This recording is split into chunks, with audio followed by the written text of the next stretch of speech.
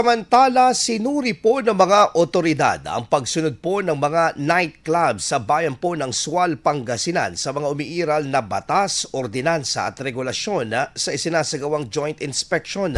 Pinangunahan po nasabing inspection po ng mga opisina ng Sual Sanitation, katuwang Business Permits and Licensing Officer BPLO, Municipal Social Welfare and Development Office, ang Philippine National Police, Population Development Office at ang Legal Office ng nasabing munisipyo.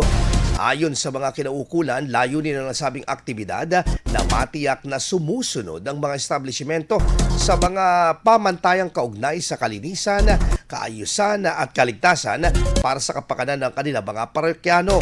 Kasama rin sa inspeksyon ang pakikipag-ugnayan sa mga may-ari at operators ng nightclubs upang ipabatid ang kanilang mga responsibilidad at ang mga dapat sundin sa pagpapatakbo ng kanilang mga negosyo.